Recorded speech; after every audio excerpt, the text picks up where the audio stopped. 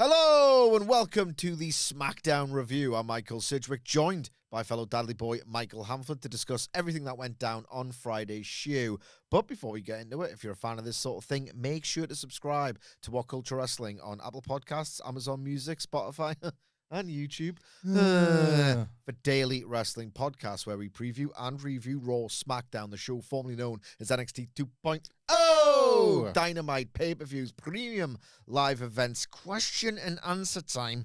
We have wrestler interviews on occasion, roundtable wrestling discussion podcasts, and not this week, or maybe this week, most weeks, a roundup of the week complete with a bloody good quiz of chaos on WhatCulture.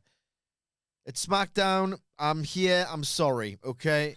It's not your little fun time hour with your fun time hour and a half. Is that completely necessary with SmackDown? Third hour, innit? Well, you did it when it was 2, so... Just so much to pack in. Right. Fun time's over, people. You have your little fun with Wilborn and Hamflett and their British television and confectionery tangents. This show is awful. This show is not good. I watched this show, and Hamflett will recap it, and he will bring the positivity if you think, oh, God, Sidgwick, he's a miserable bastard at the best of times, and he's on one already with this review. Hamflett liked it a bit more than I did, I think. I am serious when I say I cannot comprehend any redeeming value of this show or why people would enjoy it. And I look forward to getting into it because he liked it. So you will get some... If you're just a fan of SmackDown, a fan of the Fed, Dr. Fed will always have the prescription for you. I do have the prescription for them and you, but, like, I can't help looking at that roadcaster. And is it wearing, like, a Kill Bill Volume 1 badge in America? Because it's got a great yellow button.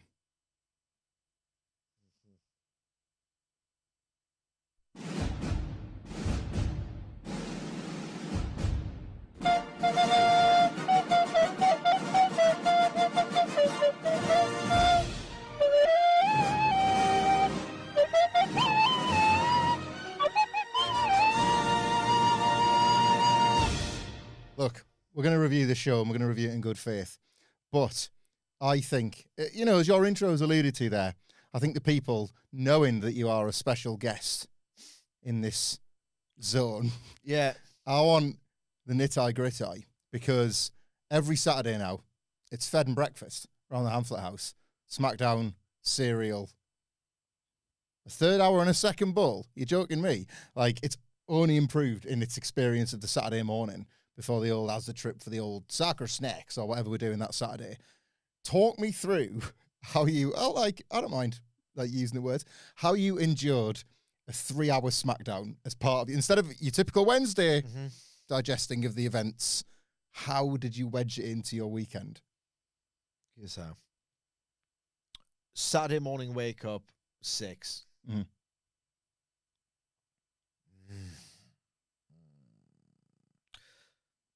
Less of this, 5 minutes, and then just get attacked by thoughts on a morning, mate. Just, you know, when, like, I'm trying to get back to sleep. Uh-huh. Like, let's get attacked by thoughts of, like, what needs doing, just various things. How to turn off the thoughts, and I'm not doing a bit here, with mindless Fed action, trudge downstairs, on living room couch, right? I've got 2 systems. Either lie, elbow on cushion, fist on cheek. SmackDown fist. Yeah, just like that. Fist, SmackDown, fist on cheek. Phone in front of me because I don't want to wake anybody else by putting the telly on. Yeah. And I don't think people can hear it, but, you know, you just... No, I get that, yeah. Psychologically, you know? Phone, Netflix, SmackDown. I made it halfway through Miz versus Carmelo Hayes. Not bad. Not bad. Before, this is tedious. So I was like, yes, went to sleep. Got back about half 8. I was like, that's a good night's kip, that. Thank you, SmackDown. And I'm not doing a bit here. Thank you, SmackDown, for that. Monday Night Quill has been made real. Yes. Yes. And then I gave it half an hour of whatever was next. Mm. Then, like, the kids were up and I really fancied a coffee and just the day begins. Then I repeated the steps Sunday. Fair enough. And then I got it watched. Well, that's so relatively painless then. Oh, I slept for most of it. Which is worth the listeners, viewers from, like, had it been like a real imposition, then you might have, like, taken against it. Whereas, like, based on how you've laid this out, it's going to be about as fair and as unbiased as it comes, isn't it? You're going to be as balanced, I guess. I hope so. It's so, like, the action in these matches is so patterned and or poor and or just there. It is genuinely a struggle for me to stay awake watching it. Obviously, if I'm not a big prolific napsman, I don't particularly like napping. Day one makes me feel bad. Yeah, quite frankly, I don't get the opportunity to nap during the day. But I'm with you. I wake up after a nap. If I successfully manage it some way, somehow, I wake up and I'm like, oh, God. I have micro hangover feelings off a nap. Like you get, nothing's quite right. And nothing's quite right. Headache and a bit of am I hungry? Am I thirsty? Am I tired still? Why have I got anxiety? Yeah. Why does that feel wrong, what I've just done? Yeah, I agree completely. Some people like live by it, don't they? Live by them, swear by them. Just, I'm happy to facilitate those who love to nap. Yes. Look, it's good to Good to find a partner in life, isn't it, where you can split those duties. Yeah. Speaking of splitting duties, Drew McIntyre had an awful lot to clean up from Monday's Raw. He did. And that was what we were greeted with as SmackDown kicked off. Joe Testore and Wade Barrett ran through the card, but it was Drew McIntyre walking through the backstage area with obviously this sense of anticipation that I think everybody had about how he would respond. And they do the usual thing where it's a long walk. He goes right through gorilla position. He's heading out to the ring. He gets his entrance. But as he's walking down the aisle, Cody Rhodes decks him from behind, and the two of them start brawling around sort of like the apron and all the area. It's Cody Rhodes on top of Drew McIntyre, really, rather than it being a two-way thing. Feels like I've seen this exact kind of angle, either this or the inverse of it, for like 3 months. Yeah. And I don't even really watch SmackDown that religiously. Well, scan through the highlights on a Wednesday, you know this. There was laughing. I'm not laughing. I have the exact same experience with Collision. You've just got to fit it in where you got to fit it in, right? Fit it in. This would become a running theme in tribute to, well, a far superior version of it, the episode of Raw in 1997 where they're trying to get the Bret-Sid match to the ring and Bret keeps getting attacked and all that kind of thing. I'm still really pitching for this Drew McIntyre steel cage, go home, whatever. And he sure loves his Bret and his 97 and all that. My suplex is patterned on the head, man. Some more stuff. Anyway, Drew gets decked. The security come out. They break them all apart. And it's Drew that kind of gets funneled to the back. And it's Cody that's left in the ring all like kind of like looks like he's been dragged through a hedge rather than his usual sort of demure self. So he's already pretty angry and wound up by the fight and all that. And he takes the microphone and he cuts one of his fired up promos and straight away he says, like, look, Drew, like, this is how it's going to be for you now on SmackDown. You screwed me out the Royal Rumble, so you're getting what you asked for by attacking me on Saturday. This is how it's going to be. I can't come to this building like I wanted to and point at that WrestleMania sign. I am returning to the city I was born empty-handed. He tells a story about, like, was it Arn Anderson and Manny Fernandez smoking cigars, eating pizzas in the waiting room? Like pizza boxes empty, stacked up to the ceiling. Quite a nice picture of, like, how important it was to come back here, and now he's not come back with the title or even the WrestleMania title shot, so he's pissed off. Then switches gears a little bit. Switching gears. To Mondays. Jesus Christ. Jesus Christ, Cody, what have you done? Starts well enough. Monday's Raw. He says he watched CM Punk and Roman Reigns talk about the WrestleMania main event. And as a fan, he was really excited. My dick's big and it ain't made of plastic. And he says, but did you notice, Drew, how they only mentioned you and not me? Well, I think everybody noticed, codes. And then he said, by the sounds of it to me, it seems like WrestleMania is going to be a you-know-what measuring contest. You boys on Raw want to be glad I'm not there. I didn't get the nickname Raheem for nothing. Christ. Like, we have to just quickly pick on that. Yeah, what are we doing? That has got to be left. Like, remarkably for Cody, in the past, for those that don't know, Cody Rhodes, like, if you genuinely don't know what the deal was here, Cody Rhodes cut a promo during his Fued in AEW with Anthony Ogogo that was absolutely all over the map. They were doing a wrestler versus boxer, trainee versus experienced hand thing. But then Cody randomly pivoted into a Living in America. It's divided, in a though. race war, It's kind divided, of though. divided nation. And Cody was trying to say, well, no, actually, like I married Brandy, I've had Liberty, racism fixed? Question mark. Obviously, that drew multiple different takes, but one of them was this bizarre meme sort of template phenomenon where it was like, you know, positioning Cody Rhodes as like this pillar of black excellence and an important figure in black history, and that not really ideal, but Twitter will meme anything. Nothing's of any value, nothing. To just pull that one out of the mothballs when enough people have forgotten about it in this entire QB1 era and think, I'm going to, you know what, knob gag. What? Right. There is, this is a pretty crazy way to think about it, right? You know, the guy who I'm about to reference, his opinions might have changed and he might have decided to go a little bit more controversial and edgy as his career progressed, right? But be that as it may, there is a comedian, and I don't know he's known in the US because he's done the Golden Globes and stuff, Ricky Gervais, in a television show that was written and produced, was it 2099? 2000 aired 2001. This specific bit might have aired 2002, but yeah. 26 years ago. Yeah. A comedian, right? Yeah? That's where we get that from. We nick loads from it. Yeah. Wrote a gag in his TV show that, and by the way, this comedian is he's turned into, or perhaps was all along, one of these sort of like free speech absolutist, people are offended by everything types, and I'm not going to get into all that. It's just kind of crazy to think that this comedian wrote a joke about how his idiotic character, David Brent, was kind of like so stupid and like so obsessed with trying to be funny at the expense of like just being a good boss, and like he's very thin-skinned and needed the validation. And he tried to tell this joke that reinforced the stereotype that all black men have big cocks. And in the show itself, he gets told, you know, that's a dangerous stereotype, even if you might consider it flattering. Yeah. 26 years ago, one of these anti-cancel culture comedians is writing that joke, and then Cody's on WWE TV 26 years later, just out saying it. Look, I mean, we're two white 40-year-old lads. Yeah. Our opinion probably holds no weight in this whatsoever, and I get it. Phenomenally ill-advised. I will say, even when Cody Rhodes is doing phenomenally ill-advised stuff that's going to piss some people off, and, you know, rightfully so, his delivery's still unbelievable. Well, this is the thing, right? He gets people absolutely jumping out of their seats and whatnot.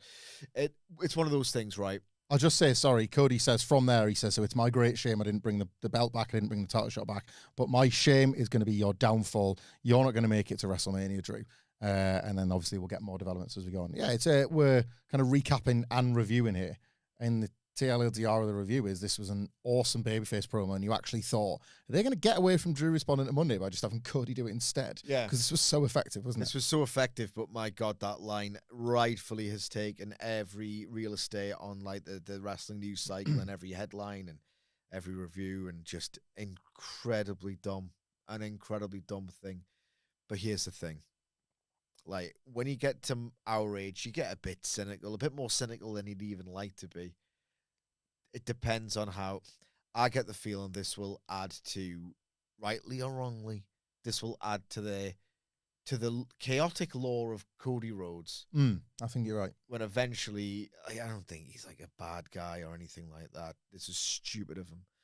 One day this will, like, he's got this reputation as this chaotic guy who will just say stuff when sometimes it really isn't clever or, like, you know, advisable or whatever. And then people forget, and then he'll just get remembered as an interesting dude. Certainly an interesting choice of words. Yeah, there's we jump forward a little bit because the kind of the last we get of Cody for now, if not Drew, is after a recap, we see Cody basically being marshaled out of the building, loads of security around him. The SmackDown GM's there with him. I can't remember his name. It's Nick Aldis. Oh, thank you. You know this. I'll try and commit that to memory. This for review. He says, "Look, you can't go on like this. But you'll have an opportunity to win your way into the chamber. If you want to get Drew McIntyre, you've got to win that match. You'll have a qualifier next week, but you need to control your emotions. And Cody's like, all right, fine, I'll control my emotions. I'll see everybody in Dallas. More on that match in the Elimination Chamber and all that later on. Just before that, we'd had an interview with Kathy Kelly speaking to Julia and Kiana James. They've got a tag team title match coming up against Rhea Ripley and Io Sky. And Kiana James basically reiterates the point she's been making for a little while now, that like the tag titles are the next step in Julia becoming a triple champion. Julia cuts this like fiery promo down the lens in Japanese, and James notes that like, right, we'll win the tag belts tonight, and then Julia's going to win the chamber, and then she's going to have all the belts and that kind of thing. And then we're on to the match itself: Rhea Ripley and Io Sky versus Julia and Kiana James. I'm never going to be the Wilborn recapper. It is the skill that we don't have and admire that he can do. He went to uni for 3 years. He's a broadcast professional. It's the least he could do when you think about it. What are those Warwick University degrees even worth anymore? So he's. So, yeah, we just do them voices instead. Yes. All that kind of stuff. But, do you know what? This is all right, this. Far be it for me to ruffle this match's hair. This was good, this, I thought. But I thought... decent. Yeah, like, I had very low expectations to this. We've been... you might think it's all just sunshines, rainbows, and, well, Mr. Blue Jizz here on SmackDown when it comes to... Mr. Blue Jizz, his jizz is blue. He won't come on your tits, so don't ask him to. He's a little bit embarrassed that his jizz is blue. As we said at the start of this, with Wilborn off, me and Sid are going to keep this a bit more serious. Yeah. We do not shower this show with praise, as you may think. Julia and Kiana James' chemistry up to this point has been pretty terrible. But what the frig has happened to Kiana James? Because she had a kind of She's a workhorse. She kind of had a kick-ass rumble. Work rate hero. Took most of this and did not look remotely out of place. No. Like they did. You know, this is a WWE tag team match. So you've got, in this case, there was 2 because there was an ad break. There was 2 cut-off sequences leading to the hot tag for Rhea Ripley. Kiana Omega. Love it. As Wilborn would say, it all breaks down. I always think of placebo when he says that, but it does. They all... I always think of Prefab Sprout. I've been sprouting it up quite a lot. That's so great. Oh, man. Love breaks down. Oh, the things you do. You can't sprout out at your desk, man, because it's too emotional. Yeah, anyway, like in the end, to that point, it's actually... Appetite might be my favourite. Do you know what I like? I think it's like either very late 80s, early 90s. Electric guitars. It's this like lament to like having seen it all. And they were never that wowed by the world, were they? The McGarnacle brothers, whatever the hell they were called, down the road. Durham. Yeah, but like... Durham. They're Durham, aren't they? They've got an album called something like that, haven't they? From where we live to where we're there. I was there. Oh, class. Anyway, this was like kind of highlighted by the finish in which Julia surprisingly gets pinned, but it's with the Riptide over the moonsault combo from Rhea Ripley and Io Sky. I was just super, super impressed with Kiana James in particular on heel offense. The heels were tasked with the cut the ring in half stuff. You kind of expect Julia to tag in, do the hard-hitting stuff, tag out to rest and go again, but this was far from that. Yes, she hit hard. Like, Io and Rhea being in there with her probably helped. It was like, yeah, you can lay it in if you want. Yeah. There's this Julia narrative where it's like, do some wrestlers just not like taking the harder hits, and some do, so she doesn't get to put this consistent run of matches together, but Kiana hung with a lot of them, and I thought, like, and the audience were with it as well. There was a near fall towards the end. Where was it? It was the 401k into the Arrivederci knee from the both, and finishes back to back on Io Sky. It was, and Rhea, like, you couldn't see her in the moment. You're doing that thing where you're peering around. Where's the save coming title from? Title change. Got the save in, and the babyfaces get the win. Fans shoot that quite well, I think. Yeah. Fans love this, and obviously Rhea Ripley and Io Sky retaining. As we record this, Rhea will be in Elimination Chamber qualifier tonight, and later on they did do a backstage with Nia Jax and Lash Legend. You sort of feel like they could be the ones to beat them, but they made Julia and Kiana James made believers out of me, yeah? They were really good together. I thought Kiana James, again, like a good week for her. The thing with Julia is I don't think it's ever once worked in WWE, even going as far as NXT. Yeah. Didn't she botch the very first physical move she did with like a really sludgy knee? There was 2, because she did that the first week, and then the second week she couldn't get in the ring. Remember, it was like, you're having some bad luck here. This is like... Yeah, that's usually the first thing you should do. Like a run in it. No, I remember. Well, there was a bit... I can't remember the match. or it was after, but it was last year on SmackDown when she gave it a bit of a shimmy on the way of the ring. Mm-hmm. It was the first point of like, oh, she's going to turn heel because this international superstar, great wrestler, babyface stuff ain't working whatsoever. Yeah. In this match, when she was doing the body language, I know it's so Route 1 now, and it's almost uninspiring for a wrestler to sort of condescendingly do the babyface's crowd appeal. Like, every heel does it. Somebody owns it, so, Yeah. Maybe don't copy him. There's only one that's the best of it. Solo's bought his house off the back of it. He's the best at that. Is he? I think so. I don't think so, but we'll see. I don't think Solo's the best at anything. By virtue of being Solo Sikoa. But, like, she gave it a bit of that, and, like, she's very dismissive. Really good, domineering, aloof body language. And when you're, like, a champion who's meant to be, like, one of the best in the sort of division, realistically, it ain't ever happening this year.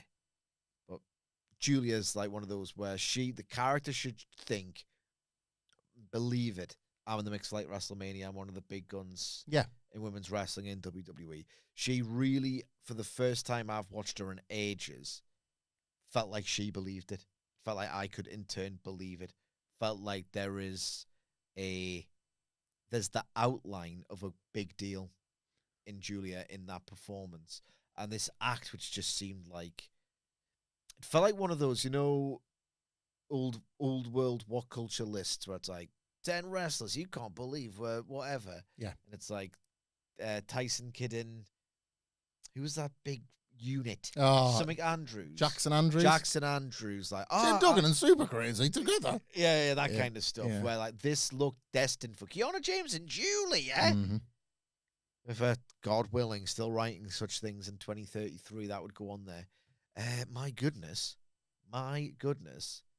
There's an act there. Yeah. Potentially. It's weird. It's the first time they've truly felt it, and it's come in the week where they've lost what theoretically should... penny? Big there. It's my penny. I was going to say it'll fall out your pocket. Yeah. There you go. So you've got luck because you haven't lost it. Yeah, hopefully. It's already worked. So here's open. Speaking of luck, it's time for Sidgwick to review an Ilya Dragunov Miz segment because they both bump into each other in the gear because Dragunov is kind of keeping his fingers crossed that this is the week he gets the US Open Challenge. Like he loves it, then he wants a match. He is desperate to get back in the hunt. Melo, they've got that mutual respect deal.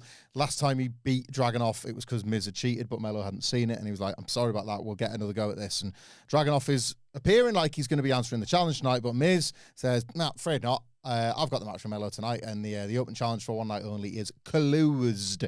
Melo comes in and says, look, I'm the one that decides what goes on with the United States title. Ilya's going to get his shot, but you're not Miz, and I'll kick your ass anyway. So we go into Carmella Hayes versus Miz.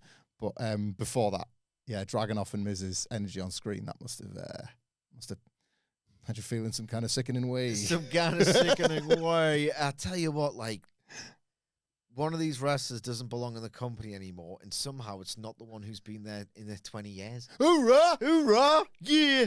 Like Dragunov, it's... You've gone off him in a massive way, haven't you? Because we all gone on him. We all got on Dragunov. Yeah. And I'm at certain times when Dragunov's in the ring and he'll just hit me harder. And it's like he'll just instruct Sami Zayn to just brain him knuckle first right into the temple, or he'll do some absolutely deranged bump or whatever. I've always got time for someone as physically committed as Ilya Dragunov, because if you can make me wince because of the physicality, you've kind of won me over, I guess. It's like the way to do it in modern wrestling. Triple H has got this dilemma with more than one wrestler where it's like, I'm almost certain, and I'm not saying I know everything, I've been wrong about lots of things, but I'd like to think I've got some instincts and we've developed an audience because we have them, Like, Ilya Dragunov ain't getting over in front of this audience. He is so off-putting and intense and weird. That's half of the charm when we discuss him and talk about him. It's like, dude's meant to be a babyface, correct? Yeah. Possibly turning. Well, I mean, he should turn. Possibly turning, He ain't ever getting over as a babyface. We've suspected that this extended Melo run. In Road Dogs WWE. I mean, for Jesus Christ's sake, he is like this idea that he's psychosexually obsessed with taking punishment in the confines of a wrestling ring. What, and pain will entertain you, and oh God, it will get me off. That's what it is. Yeah, yeah. And it's just like, he's so intense in this off-putting way. Like, surely the idea for a WWE babyface is the template legitimately, and wrestlers can be like, they can do variations of it. But ultimately, if you're that top babyface, you are that gregarious kind of host figure. And whether you say, welcome to Monday Night Raw, or whether you say, welcome to Monday Night Raw. I've always wanted to say that, and like sort of treat yourself as slightly above it and knowing, or you say it without saying it, like, man, is it good to be alive in Newcastle upon Tyne on a Monday, or what? Or what do you guys want to talk about? It's that welcoming face, voice, that gregarious quality, like the party host. The party host, but I also will kick people's ass. And yeah. That's what it is. Can you imagine in a million years Dragunov coming out at the start of Netflix? Hey, welcome to Monday Night Raw. What do you guys want to chat about? Ilya Smakinov. Good to be alive, huh? It's he said, good to be alive. He says that as he's like, it's good to get punched in the face, isn't it? Ramming his head against the post. It's good, isn't it? Is it not? Kick my ass. I don't know, is it? Hey, everybody. Ooh, you like getting your ass kicked, right? What? What's this guy talking about? How about Joe and Jim? What the hell is this idiot Russian talking about? What? I was enjoying conducting the orchestra. Yeah. Hey, guys. You want to smash my elbow against the ring post? Does that sound good? What? This guy has not got the babyface character. Oh, God. That is going to appeal to the masses. Ricky the Dragunov Steamboat himself. He's like so not someone these fans are going to gravitate towards. It's like, he will get them to make noise almost involuntarily, right? Which is not good crowd psychology. Good crowd psychology is like you're doing it deliberately with careful spaces between the moves. Ideally, getting the biggest reaction. This is all fabled stuff, but like even Cody says he thought it was a load of old romantic bollocks, but he did it at WrestleMania 39. Barely moving, but like moving enough and doing it at the right time and like connecting with the fans that people are with you. Like Dragunov through some ridiculous physical commitment. I'm going to do it. The likes of which get frowned upon should they get done in AEW will involuntarily get people to go, Jesus Christ, the kid's going to die in there. Yeah. Oh, I'm making noise. I'm pretty scared and excited and exhilarated. Jim Ross and Jim Cornette watching the Mike Modest match on Beyond the Mat. Yeah. Oh, God. Oh, God. Work on that. Jesus Christ. Like, this Dragunov dude. But it's when he's like, oh, God. It's like when, like, he's basically come out and like, you're not getting the match this week, dude. But maybe, like, hopefully next week we'll square off this. He's like, oh, shit. Oh, God damn it. Kill you, miss. I need it. I need the pain. Like, why don't you just, like, I don't know. Why don't you run, like, a really hot bath? Or, like, why don't you, you know, just sort of walk around? Have yourself a night off, yeah? Get yourself home. If you want to feel a little bit of pain in your life, because it will entertain you and turn me on, just, like, throw some... Indiscriminately, close your eyes, right? If you're Ilya Dragunov, walk through. Honey, I'm home. Oh, fling on the front door open. Get a bag of Legos. Mm-hmm. Close your eyes. Indiscriminately throw around the Legos. And then you can get a nice little treat waiting for you. You could set up like climbing up the stairs. Oh, God. You could have a spare room like that mousetrap room in Jackass, couldn't he? Where he just goes in there and rolls about. I'm Ilya Dragunov and this is my house. Yes. It's just like Legos and mousetraps and things everywhere that hurt him. Like he purposely mixes the knobs up on his gas heater so that he turns the wrong one on and burns his hand. Oh, yes. Goes out in the garden, fires like a firework out of his arse. Yeah. Ilya Dragunov. Well, that's why he could feud with Sami Zayn again. Jackass Law. Good, Jackass Law. So- Jackass Law. So we're giving you stuff for free here, Road Dog. Looks like you need it. I think just on Ilya Dragunov, because we always like kind of abbreviate these match reviews anyway. I've got literally one thing to say about Carmelo Hayes versus The Miz in the Big 26. Yeah. My problem with Ilya Dragunov, and I never say this about a wrestler ever, is that I'm not sure the bulking up has helped. He came back. Bit blocky. A little bit. Like, he's a bit blocky and a bit jockey with it. And maybe as a heel that's going to work. But there was something about I don't mind getting the absolute knocked out of me. My pain will entertain. When he was sort of wiry and every time he moved his head forward to bite the rope, it looked like it was going to disconnect from his neck. Yeah. Because this, like, the kind of tendons weren't strong enough to hold him in place. And that's probably going to help his push, right? He's got a little bit of that Triple H. He's got the big neck tattoo now that, like, covers all this sort of stuff. I don't know. Not sure. Maybe as a heel, I think it'll work, but I'm not convinced the babyface is necessarily added to it. He's not getting over as a babyface. I mean, No. I've been wrong before with wrestlers who get over as babyfaces. Like, I mean, I didn't work out long time, but when Johnny Gargano was doing that tweener stuff, I was like, no, when Johnny Gargano was like, oh, they're going to go with him in the Ciampa betrayal, I was like, really? He's a little dork. Yeah. A little smug dork, really. He's not getting over as a babyface. And it was a fad, but he was the babyface of the year in stateside in 2018. Yeah. So, you know, I think increasingly I'm with you, but I do think they're trending towards a heel turn with him. You mentioned Oh, God! not much to say about Mello Miz. You So know, no match? Hmm? Great. So it's like the Vine. it's a dependable business, aka a bit boring. There's a couple of times I praise Mello's work in this role in the last sort of 6 to 8 months, because what I like is that he doesn't, from an aerial point of view, for example, but there's several, those things that now tick box great wrestler in the Big 26 or really over the last sort of 4 or 5 years.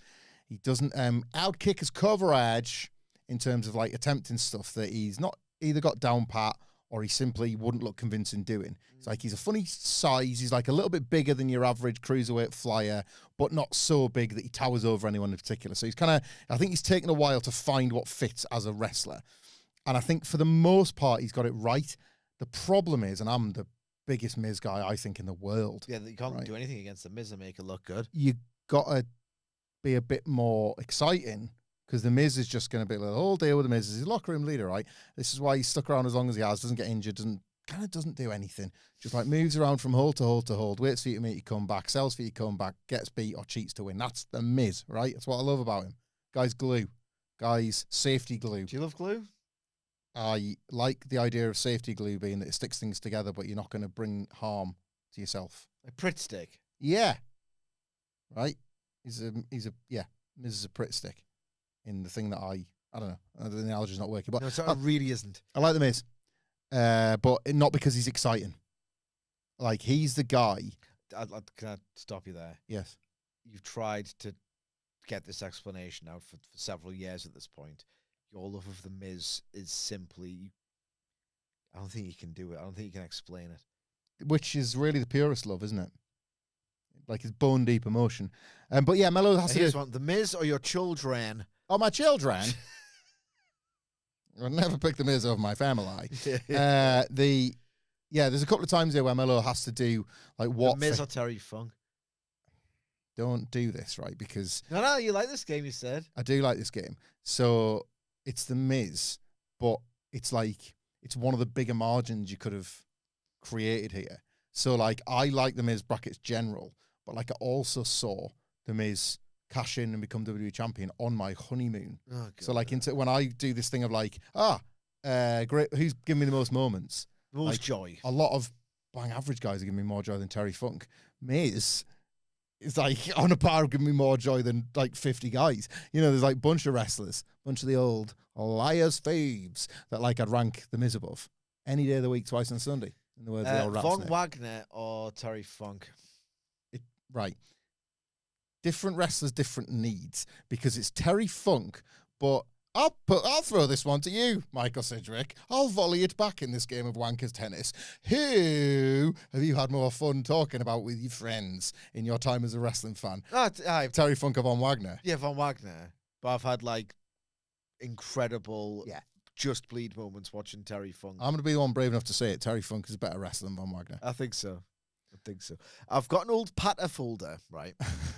Where Mello wins, by the way. It's a non-title match, you know. The finish went quasi-wrestling Twitter viral because he handsprings out of... skull-crushing finale, comes right through it, out of it. A bit like Pac-esque in the way that he would like spring out of like Kenny's Katara Crusher and stuff, where he's theoretically going forward on his face and he puts his hands through and goes all the way through, hits first 40 and gets the match. So there was the finish, which your mileage may vary. I thought was quite cool, even if, break it down and deconstruct it might not make the most sense, but nor does wrestling itself. I will say a totally egregious, like Carmelo Hayes. I don't know if you watch SmackDown or just watch these knackers talk about it, but Carmelo Hayes does this like rebound.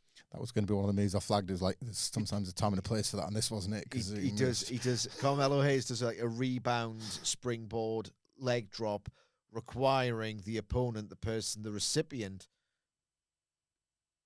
imperceptibly just holding onto the ropes last second to take it. The Miz, it's like, I better get myself ready. He's braced for impact for what felt like 10 minutes. Yeah. So that was... Mello ironically, Mello kind of missed. So, like, it was almost Miz being taken down by the gust of wind of Mello moving past him. There was more flubs to come on this on this telecast. So I've got this patter folder where like, I've had my phone for like way too long.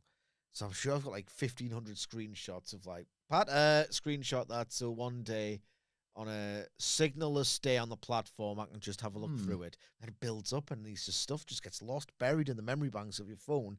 Then like certain times when you get a song recommendation, it's like, oh, I'll just screenshot that rather than write it down. Yeah. So just everyone's got a screenshots folder. And I was looking through it because I was like, I'm trying to tidy it up, go back to some old recommendations. Been sending some stuff to Hamflett, going over some absolute golden patter of yore. And I was looking through it, and there's like the YouTube of like NXT videos came up from like about 3 years ago. Turned heel on Big Von, You have? Because one of the things I was just like, oh, this is from like 2021 or 2022 or whatever. NXT exclusive : Von Wagner. I'm not a pistachio ice cream guy. It's when he's first sort of like broing out with Robert Stone. There's a ... and then it says, I am a human being. Yeah. It's first broing out with Robert Stone. And it's like, I'm not a insert name of object guy is basically how everyone talks. Yeah. So it's like, let's humanize Von because he's a bit off-putting. What do you like? What he likes and dislikes, Von? I am not a pistachio ice cream guy. As you say, I am a human being. I am a man. They did like pineapple on pizza stuff with them, all those obvious cliched ones. Die Hard, a Christmas film, all that nonsense. Just anything to like try and like relate to him. Relate to your future WrestleMania main eventer. And we did. And then he sacked him. Went away. Speaking of NXT wrestlers from that era, Tiffany Stratton returned at the Royal Rumble, and Kathy Kelly's with her here. She says she's not going to let the bad night that happened at the Rumble. Obviously, she was a runner-up at that show. Stop her from getting back to WrestleMania. She's going to win the Elimination Chamber. Chelsea Green and Alba Fire come into the shot. Chelsea's new gimmick is that she's got extra newspapers reporting of, I think, like the various wrongs that have happened to her, and Alba Fire is the one handing them out. It's Chelsea Green. She's always onto something. There's always something that you're like, well, that's going to get over. That's a new thing. That's something you can sign at a convention, Is whatever. that not what Becky Lynch is doing? Is Becky Lynch kind of just unconsciously doing a bit of Chelsea Green? Maybe. Like maybe. I know what Becky Lynch is doing. She's doing a Trump parody with like the capitalizations on her tweets. It's more explicit on Twitter than it is on TV. But she's still going on like that on TV, this perpetually aggrieved, lost her mind, thinks everything's a scam against her and she should never have to endure this kind of thing. It's a bit Chelsea Green. I've always used Jericho's. Like she's doing Jericho tier, ranty stuff, tantrums.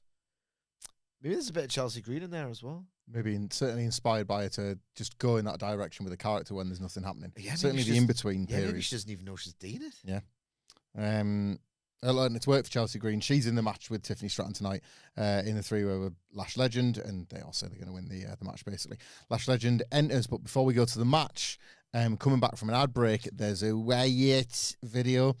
Bo Dallas as Uncle Howdy is saying that they've been left in the dark without the lantern, but Solo's scared of being... a new lamp, kid. Solo's scared of being left behind, stand in the dark all alone. So the reason you're holding the light is because you think it keeps everybody close to you. It won't. Fear shows up when you're alone, Solo, and obviously that gets paid off. I understand the significance of the lantern. Later on, that gets paid off. Bit of STSD. What do you say? SDST. SmackDown storytelling. I like that. I said STST, just as in short-term storytelling, because it was something to feed into the brain. But that's good too. Right. Good coining, Sidge. I'll let Wilborn know. It was like, when you're off on Monday, Sidge kind of coined the perfect description of things that happen on SmackDown. SDST. I understand the significance of the lamp. I get what they're doing here. Hard not for me. Yeah, I get it. It's just it's nice that they continue to keep the memory of Bray Wyatt alive. I truly mean that. It's quite rare that you see something in wrestling so long term. It's not for me.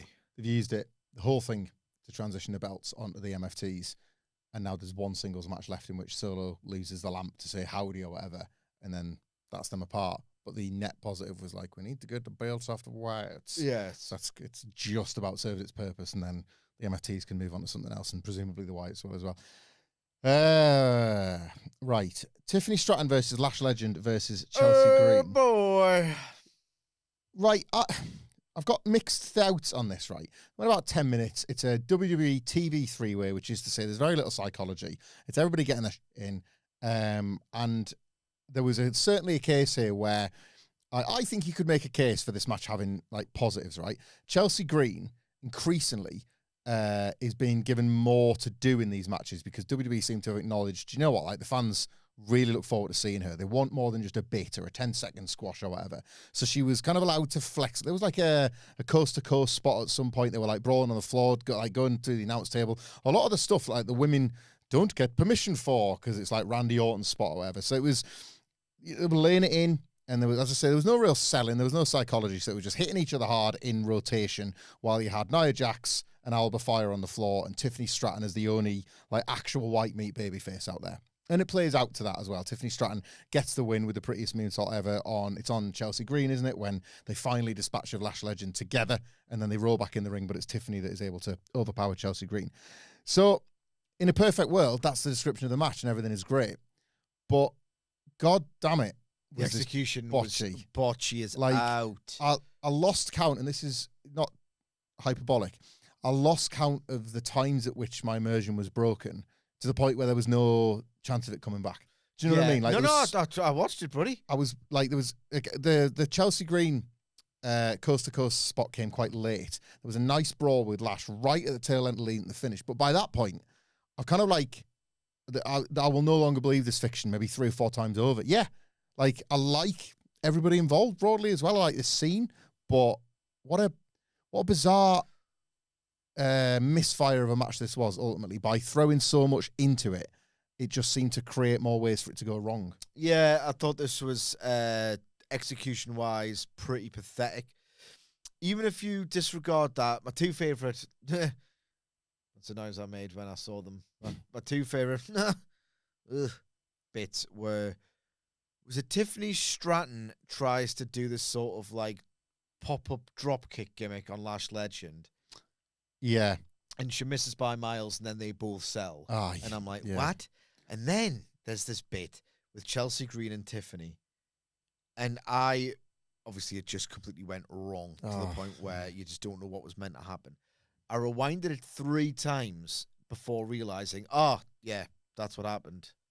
Something they didn't want to happen. That's what's just happened. No idea who did what to whom. It was the best. Like some kind of a corner attack. Was it not the suplex? It's like kind of a version of Seth Rollins' suplex into the Falcon Arrow thing. Oh, I think you're thinking of something else. There was this attack in the corner. Unless I was just, drifting away in my There's basically a move done from, I think, Tiffany was attempting it, Chelsea Green was attempting to take it, and you just had no idea what was meant to happen, who was meant to get hurt, and like they both kind of just got up. Yeah, I think it might be. There was another one with like a sunset flip, and like Lash Legend was supposed to do like a Thez press over the top of it as it was happening, and that didn't work either. There was a lot of overthought. I say overthought and poorly executed spots as well. It's one of those where when one thing goes awry, it's like the train just came off the tracks, and it's like you can't do anything really, because your momentum's gone, your confidence is gone, you're just completely not in your own head, or you mean you're completely in your head at that point. Away from the terrible execution, right? Hamflett and I, you can still listen to this, it was entertaining, wherever you get your podcasts from, had a spirited debate about the cliches and tropes of the Royal Rumble match and if they mean anything or if they're just tedious now, if it's just like an ineffective, obligatory collection of things you feel like you have to do, and what does the Iron Man run mean anymore? They can put a graphic saying that, you know, Roxanne Perez has been in the Royal Rumble match combined 16 hours from the 3 that she's been in, but does it get her any more over? What are we doing?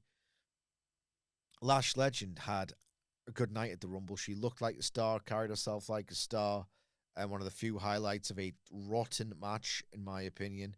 And she eliminated a fair few people, and she was the Diesel, which is the other person not getting pinned in a triple threat match. It's like, when this is by the by, this is about the Rumble, not this match. When you do the Diesel spot, but no one's winning the belt that November, it doesn't have the same weight, you know? Yeah, you got to follow it through.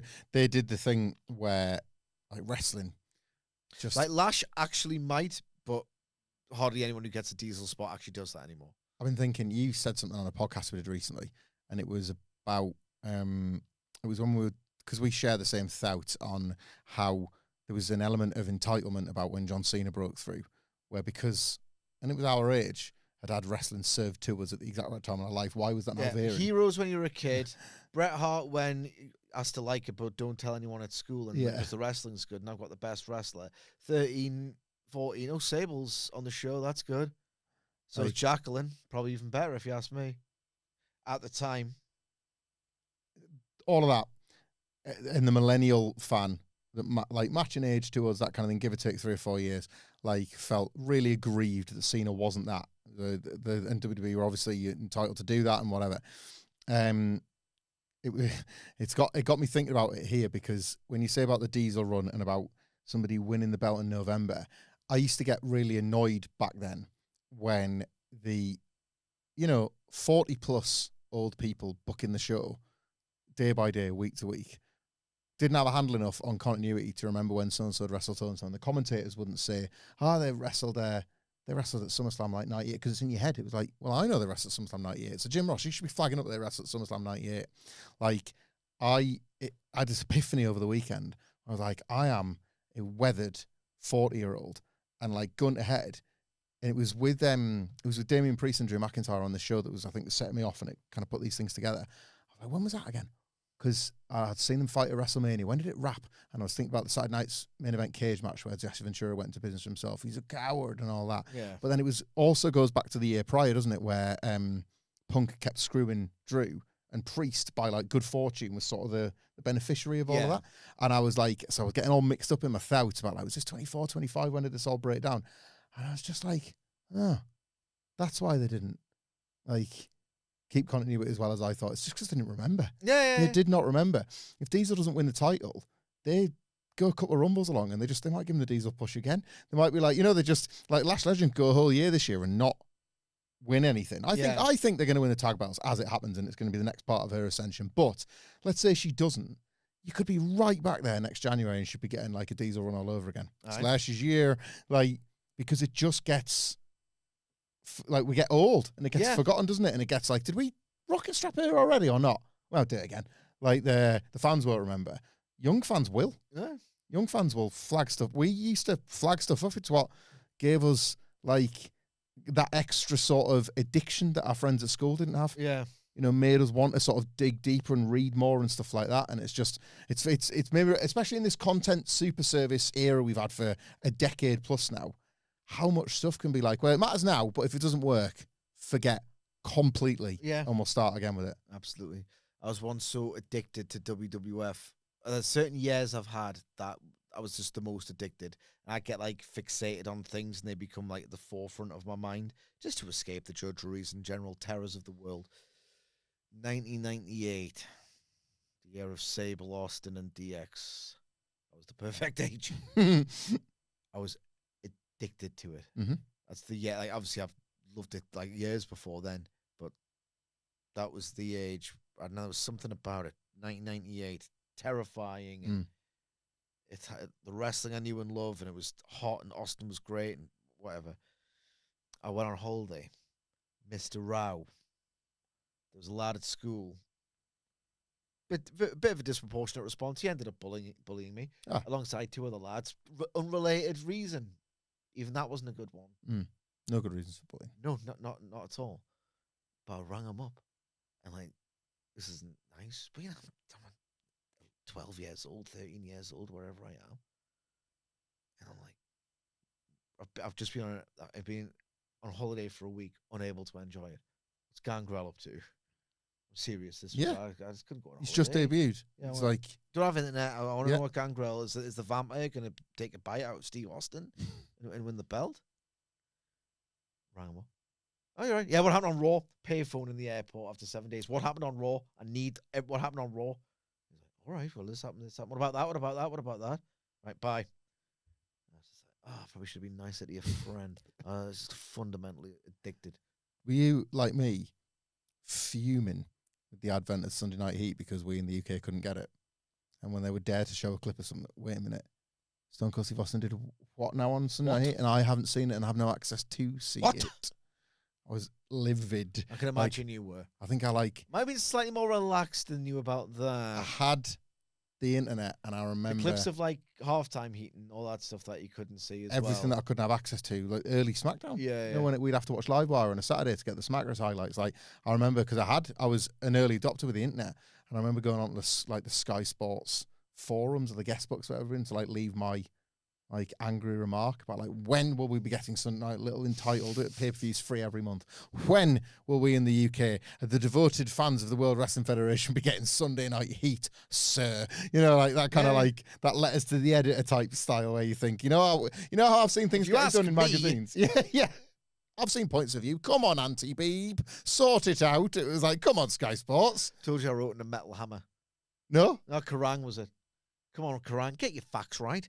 So I can't even remember the snafu, but they got something to do with Megadeth and WCW and Goldberg. Yeah. It's on Twitter somewhere. If you search long enough, my account, I'm not using it, but it's not closed. When I was sat at home reading a Power Slam, an old Power Slam from the loft, and there's a friggin' letter from Michael Sidgwick in the back. And I was like, oh my God. I think the Hank thing from Breaking Bad. It was unbelievable. It's on. I can't remember what it was you wrote. Do you remember what it was? I do. Maybe a cynical motive. I was doing some early forays into wrestling writing, having wrote all my life, studied it and all the rest of it, got a job, got a bit lazy. I was like, I need to make something out of this right, and I'll regret my entire life if I don't try and get published or to try and pursue this. So I wrote into Power Slam magazine a letter for the letters pages, and then underneath, oh, by the way, I wrote this. What do you think? That's how I got published in it. That's just smart. But I did mean it as well, so I'm not lying. But I knew what the editor at the time was into, so I did a letter praising Okada and demanding that he be number one in the PS50. Jesus, imagine if you'd fired him with your generational bum John Cena thing. He'd hide you on the spot. John Cena's a generational bum. I'd like to make you part owner of Power Slam, sir. So it was my campaign for my fellow PS readers to seek out the work of Kazuchika Okada, so that he could win Wrestler of the Year in the readers' pages or something like that, or just say, Finn, you're out of your mind if you don't put him as number one in the PS50. I love that. Classic Dadleys didn't even know each other but we're just being ourselves because I would fume at the PS50's lack of like I WWE know. representation by I this know, point. I know. TNA more than WWE actually. I was like, come on, where's Bobby Roode? Like He was always floating around. he was floating around in the 30s, but I was like, can we not put him at number 6 or something, please? And it was like, when I look back now at those PS50s, it was like, absolutely no chance. Absolutely no. Tanahashi No probably chance. deserves it. Number Yeah, one, if anything. like record streak of number ones, Yeah. whatever it was. Speaking of Tanahashi-esque wrestlers, Randy Orton is backstage on SmackDown. He's not happy about winning the Rumble. This is one of them great WWE sometimes don't think about what they're Randy writing. Orton or Hiroshi Tanahashi? Tanahashi. I'm a very new Randy Orton fan. I'm only about a year into getting any joy whatsoever out of Randy. Unlike a lot of fans, I guess, because he just casually mentions, well, this is my 10th Elimination Chamber, so I reckon I've got it sewn up. Like, just dropping that in. Like, he's worked 10 of them. Jesus. Jesus, you're blind. You know when Wilborn, we don't do bits on this podcast, but if I was to think it might be a bit, Wilborn will, like, misunderstand a detail, an innuendo-laden detail from a show that then you will clear up from him. Yeah, I'm always happy to clarify. This was like one that I don't think was, but scanned as if it was, and I want to clarify it with you anyway. Speaking of clarification, sorry, I'm stepping on your dick here. Okay. Trouser watch, okay? Tomorrow, I have ironed a different pair of trousers, okay? Double law on that. They've been washed for a while, okay? I can't be bothered to iron too many items at once. There's going to be a new pair of trousers tomorrow, okay? I like them trousers now. They're beautiful. I don't want to stop wearing them. They're my favourite pair of trousers I've had in years. Yeah. Aleister Black and shamed. And Zelina walk into shot, and Aleister's all like, "Don't turn your back we've on Aleister Black. just said goodbye to two of the greatest ever, but they're blessed to still have you, Randy." And he's like, "Where's this going?" And then he goes, "Well, at least part of you. See you out there." What's he on about? I don't know. What's he on about? No, seriously, I don't know. His knob? Well, why would it be his knob? I don't know. Because normally at this point, Wilborn asks you what they're on about, and then it turns out to be something related to someone's dick. Cryptic Malachi nonsense. A part of you, anyway. Shame you've lost your shoal, or something like that. Like. Yeah. Maybe he's basically saying he's missing the killer instinct. Ah. You know? Yeah. He's just around, going through the motions. Yes. Not really, he's not really doing the things that he used to do when he was on top. Killer instinct and winning all those world titles. I don't know. I think that's what it means. It's like he's missing the killer instinct. You've explained it in a way that Alice's delivery could not. But then he's in a triple threat later on, so take that, the haters. Mm-hmm. Right. What a weird guy to be on your program. Yeah. He's just not over. He's off-putting. Like, what is he?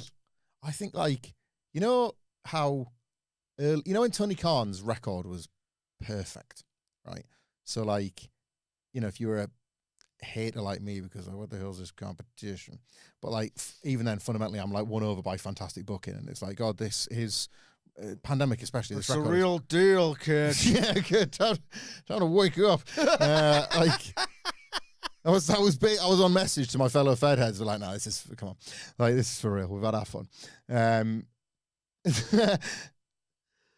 You would do that thing where I think the best example I can think of is the long-standing best friends versus Miro and Kip Sabian Fuad, because that Chris Statlander payoff in the Arcade Anarchy in general.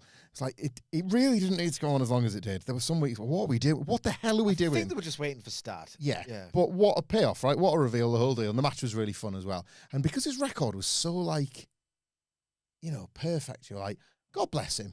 Like, giving this lot a chance and keeping it running. And, like, loads of bookers were just like, sorry, we're waiting around too much for this. We're giving up on this. And he's like, no, like, he just has a belief in something or a faith in something. And he's like, he follows it through, and then ultimately, like every booker, who makes all the same mistakes. You're like, right, I'm not gonna wave that away anymore. Like, stop giving them a chance. This isn't working. Yeah. Identify what the bad ideas are and stop them, change them, whatever.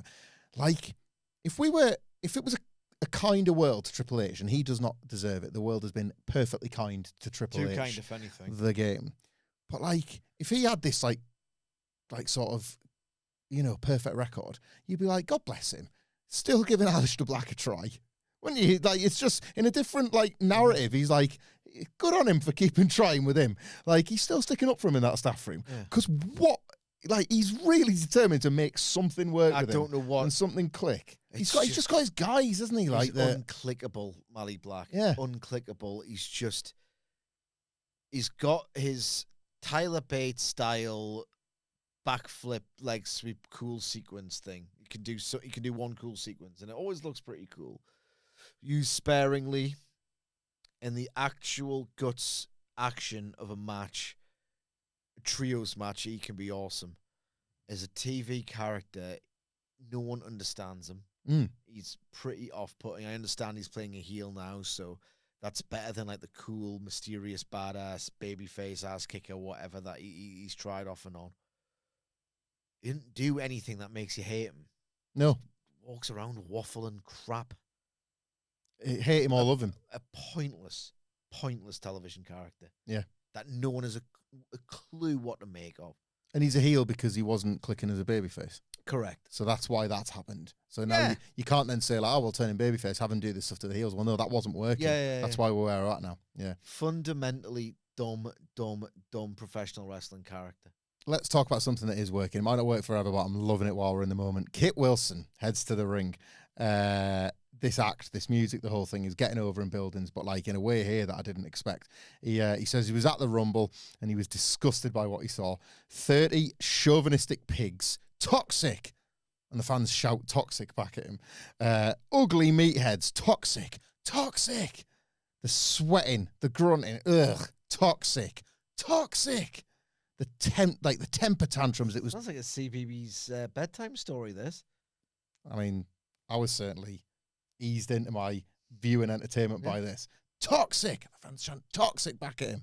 And he says, all those men back there trying to prove you're the real man. Well, I'm the real man. I'm a man with confidence in my emotions. I listen. I moisturize. And again, he's getting the toxic chants back at him, all this sort of stuff. He says, no, you're all toxic. You can't handle a man that moves his hips like this. And he just decided to start perving out. Just starts thrusting out, right? Starts Rick Rudin out. And he's got the microphone still upside down by his head. He's doing that, but he's going like, take me in. Like, then really, really get this. Take me in like that. While he's calling everybody else toxic, he says, but it's not even about any of yous. I'm pissing myself at this, by the way. This little hip thrust business, the whole thing is a fantastic, right? He says, anyway, it's not about any of you, so I don't care what you think. Anyone that was in the Rumble is welcome to come and face me now. Now, I fantasy booked this is the 1 and 2. Yeah. I was quite pleased with how this turned out. It's Obafemi gets a monstrous reception. The walk is over already, as we kind of knew it would be. The silhouette, he looks, I mean, he's already got this impossible, awesome physique. Triple H gets pelters, and rightfully so, in my opinion, for just emphasizing the entrance, like at the expense of any real substance to a lot of his wrestlers' acts. This is an unbelievable entrance. This, yeah, you got an Oba chance already before the match has even started. He does the one. He didn't get it this time because the match kicks off pretty quickly. But that one he does when they do that low spotlight, and he does that like pose he's got, and he's just bathed in it. Like, I think it looks like he looks incredible. He's been like sort of refining it in NXT, hasn't he? So we've seen quite a bit of it, but on the main rod, there's something bigger about how this whole thing's been magnified. Anyway, like Kit sort of, has no choice now but to take the match. The bell rings. He's still got the microphone. He says, "Whoa! I'm the feminist, Obafemi, and you're still toxic." And literally, as he finishes his sentence, Obafemi just wallops him with an open-handed chop to the chest. Crunch. Kit Wilson goes flying into the corner. Oba hits some uppercuts, throws him back into the middle of the ring. 4 from Grace. 1, 2, 3. I thought it was perfect, end to end. Here's the thing: the hip thrust is always going to get me. Yeah. Let's just say, if I say something funny in the office, or pot a pool ball, or otherwise get a pop, I feel a little bit, some kind of way. Yeah. Sometimes I rude out, don't I? You do. I give it one of them in the office. I now, if I get giddy and hyper, I'll just rude out. He's got a good thrust as well. He's got good thrust. So this is a bit of me. Let's just say this is easier to enjoy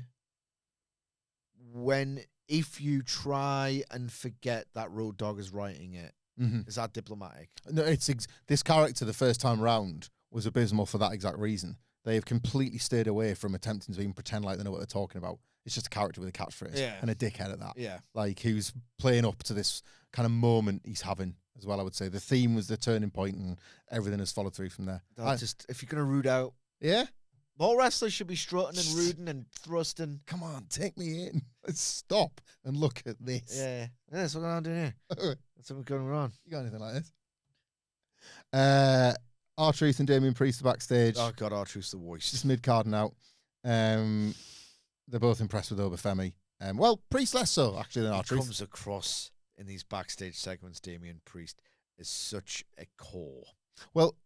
a NPC. He was trying to sell not best pleased with Obafemi, was he? Because he hasn't had the best of times lately. He plays it down, though. Drew McIntyre, obviously still kind of recovering from the Cody thing, walks past, sort of body checks R-Truth a bit, knocks him out of the way. Damien Priest gets in his face, defends his little friend R-Truth, and reminds him like how things went down last time. As I say, it took me a minute to remember how it actually went down, but yeah, Priest and Drew. Judgment Day running buddies. Were for a bit. Running buddies, feuding buddies, greatest WrestleMania moment of all time buddies with the cash in. They'll go back to this for a little TV foohead, I think. Drew gets, it turned out he was heading back to the ring. He's going to cut his promo this time, but can't, because this time Jacob Fatu is the one that attacks him. It's another beat down, gets the hip attack. Drew gets clotheslined out of the ring. Jacob follows him out there with a suicide dive. He's wanting to just attack like Cody did. Ultimately, the security guards try and get in the middle of it. Jacob's great at taking out. I love Jacob taking out security guards. It feels real. Yeah. It feels a bit scary. He's got that. I hate that you people, all of you, have ruined the word. He's got that dangerous aura. Yes, he is. Well, this is it. They go to the commentary table, and there's still more security out there. Fatu smashes the table up himself, smashes this the security around it. Like, some of them will try and like grab his arm, and he just like swats it away. Like, get out of his way, basically. Otherwise, you're going to get thrown, pushed over, whatever. Drew this time has to like bail through the crowd to get away from Jacob Fatu. And once again, as we come back from a commercial break, it's pretty much the same as the Cody thing. You've got Jacob Fatu, the SmackDown GM. I've forgotten his name again. Stick Aldis. Just won't stick Aldis. He said like, out you go. I'll say the same thing what I said to Cody, like, you'll lose your shot unless you get your head in the game. It's going to be, and this is interesting. You won't be on the preview, sadly, but I'm sure we'll talk about it over the desks. We always do. Jacob Fatu versus Cody Rhodes versus Sami Zayn for Elimination Chamber qualify. Somebody's got to win that. No. Don't mind that. Yes, Sami Zayn's getting pinned. Oh, yeah. Is he on the way out or something? What's going on there? We'll jump into that right now, actually. Basically, they did a segment later on where Sami Zayn's backstage. I'll just find it in the notes. He's said he's walking through the backstage area. He's got his head down because he's lost to Drew because they play the recap of his defeat at the Rumble. Got soundly beaten. Ray Phoenix is like, don't give up, Sammy. Everything will be great. And then Trick Williams kind of comes and was like, no, it won't. He absolutely stinks. Like, he's at his best. He's Charles Barkley and I'm Michael Jordan. I've only been here 5 minutes. Like, what's the point in even bothering if you're just constantly going to lose? Get like that. A great week for Trick. You utilize Sami Zayn's sad times to bolster this incredible Trick Williams run that we're all on at the moment. But yeah, sad Sami Zayn. That was it. Other than getting the announcement of the match, like that was it for Sami in the postscript of the Drew loss. Again, if the big grand idea, and again, WWE gets away with so much trust and belief. It's almost like it's a cult to which people are just blindly devoted. A lot of stars, so you could say it's a cult of personalities. Right. Sami Zayn has been talking for about 2 years about how he's going to win the big title. Is he anywhere close? And here's the thing. You think about that, think about this. If the idea is for him to do it at next year's WrestleMania, he wasn't that over in Saudi. That's the problem. And like, I think it's just a reflection of where he's just at generally. Like, in any market, he's only going to be a certain amount over. They thought he's kind of a loser who's a bit too earnest now. Yeah, they thought they could just switch it back on because of Montreal and Saudi Arabia, didn't they? And it didn't take his on character just, like, wrestling fans will receive a message like very few others. If the idea is they're playing the long game with Sami Zayn, I don't think they are. Feels like I'm talking about. Remember when Willie, Big Willie, Wilborn, was Willie? would ask about, like, what about Karrion Kross? And I'm like, they don't care about him, Yeah. Dude, they do not care about him. And they'd be like online chatting Will Bourne, who liked Karrion Kross, and he's an optimist. Mhm. He was like, well, what about this? And what does this mean for Karrion Kross? And like, feed me the line. I'd be like, they don't care about him, dude. You need to get over this. Like, they don't care about him. And then, ipso facto, 5 months later, he's released from his contract, though. Yes. Increasingly, it feels like, am I just talking up Sami Zayn's future prospects in this promotion because about 6 months ago he's talking about wanting to win the title and stuff, and I don't think it's going to happen for him. They cheated it a bit here. They didn't do the work. Like, they definitely assumed crowds would be kind. They believed in the credit that Sami Zayn had in the bank, and I think some of that is rational, but it didn't. Fans didn't come out. Wilborn, you mentioned Wilborn. It was after the Drew loss. He was like, oh, he's nice. I'm saying he's got the message now. Yeah, big. That's like I always felt bad about pissing on his Karrion Kross chips. The annual Sami Zayn Money in the Bank pitch. Yeah, he's over. Will not happen this year. Yeah, so we'll see. Like, WrestleMania's, a year and a half away. You've got time to actually do the work this time. But I don't know. Without Kevin Owens, without the bloodline, without so many of the things that were crucial to Sami's various ascensions over the years, they've almost got to try something new. Try again, really. Yep. I don't know. You can't turn him heel, turn him babyface. I don't know what the move is, but if he's even in that conversation, the hard work starts now, basically, doesn't it? That was with the Seth belt. Ugh. Even he doesn't mean that, does he? Maybe he does. I don't know. Maybe that'd do for him, I guess. Punk's done something for that. Yeah. I don't know. We'll see. Shinsuke Nakamura versus Tama Tonga. Accompanied by JC Mateo and Tonga Loa, and I mentioned that because that's kind of the only thing that was relevant to this match. Ultimately, nothing's happening. MFT's run interference. It's JC Mateo that takes the ref, I think, for Tonga Loa to interfere. That sets Nakamura up to take I've forgotten the name of it, the cutthroat to the back of the head in the corner, and then he kind of falls into the ring where he takes one in the ring again.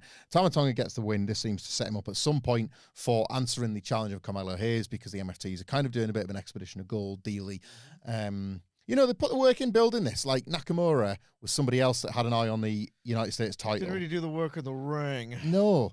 It was odd, this. There was a point where I think it was Nakamura's kicking the crap out of the chest, and I'm thinking, it's a bit snug. Yeah. A bit snug. And then kind of slowed down, got pretty soft in terms of, not really laying it in. And then I can't remember what the botch was, but there was a really awkward moment in it as well. What was the botch? I can't. They did that, Nakamura was going through all of his, sort of signature spots.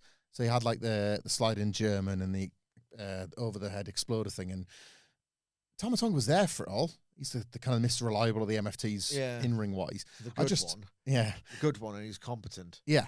I just didn't, I don't know. I thought this would go better than it did. Maybe that's optimism on my part. They've done an all right job of, they've alluded to, without needing to beat you over the head with the history, they speak a bit of Japanese to one another. Nakamura almost hasn't taken Tama Tonga seriously. He's kind of in that way that Nakamura is really good at. Yeah. It sort of patronised him a little bit. It's banter. Sometimes Shinsuke. Yeah. I think maybe should have just beaten him clean. I know why you wouldn't, but I feel like maybe the story that's required Tama Tonga to get the win the proper way rather than MFT interference. I just thought it was very, very, very dull. It's too long for that. It was over 10 minutes, and you could feel the energy in the building just wasn't there for it as well. So, right, to the back.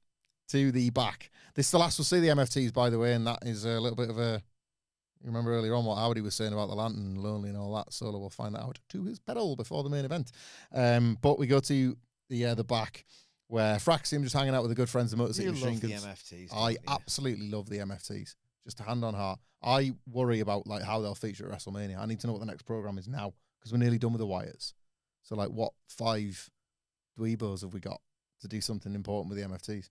That's what's on my mind. What isn't really is what Fraxium and the Motor City Machine Guns possibly would talk about before the cameras find them, with Candice LeRae saying, "You happy with what you've done?" I'm like, "What?" And we see that Johnny Gargano has gone into he's kind of had a nervous breakdown since losing the mask that he stole from Axiom.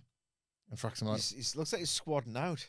Yeah, Spirit squatting out. Just on a box that was marked NXT. Yeah. One of them kind of storage crates. lying flat, face down against it, the whole deal. Nothing's moving him. He's unresponsive, that kind of thing. And Candice LeRae's like, you caused this. And Frax's like, no, we didn't. Like, you nicked the mask. We're not doing this. Anyway, we got to go. I mean, that's a lie. They had absolutely nowhere to be. But they left the shot. The Motor City Machine Guns, Candice LeRae calls on the history together, and like Sabin in particular, come on, you mates, can you do something? Like, no, we're busy. Also a lie. They're doing nothing. And that's where that segment ended. Johnny Gargano is lying on a crate depressed. He's in a catatonic state. What do you make of this?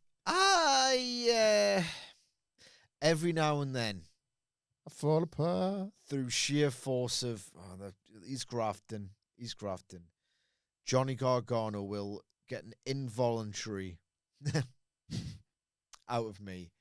That was one of those occasions. Making you feel some kind of the way. Maybe, until you said that. The thing about Gargano is, big WWE mark, if you're going to do that stupid WWE logic, and I think this goes for almost every US wrestling TV show, the characters live for 2 hours a week. They wake up at 8 o'clock and go to bed at 10.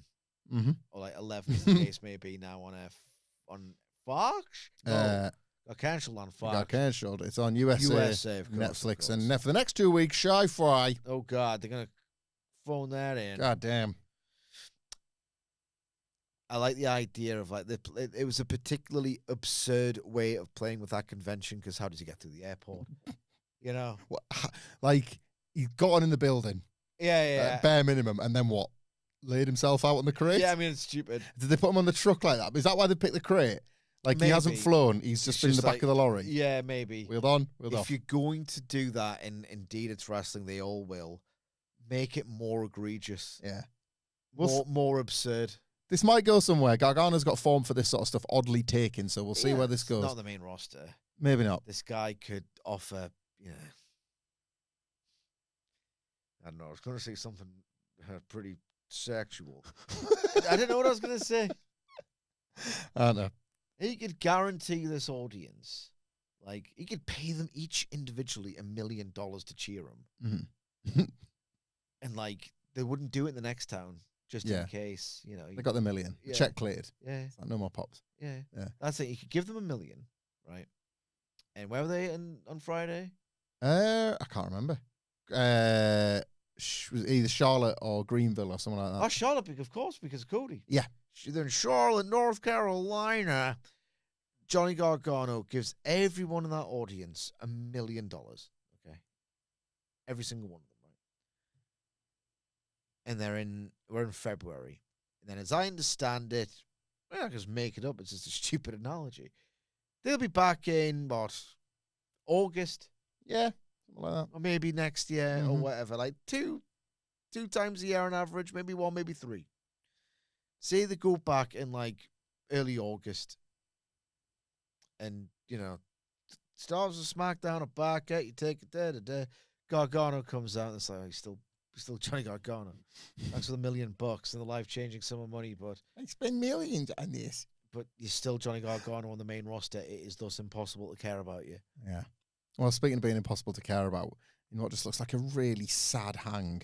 Matt Cardona and Apollo Crews are chatting backstage, and like Kit Wilson walks through, selling what happened to Obafemi, and then like he's like, "Oh, get out of my way, lads, will you?" And Cardona's like, "Yeah, you want to step up? You got a problem?" And Kit's like, "Well, you're the problem, really. Everything that you are is what I'm talking about. When I'm saying toxic, anyway, I'm away." And like them two are just in that like awful 2010s WWE production. They're like left to kind of like stare for ages. Get a load of this guy, huh? Ages. Cardona's not lost a step in doing that thing where a WWE wrestler has to pull that face for like an hour. Oh, God, broke.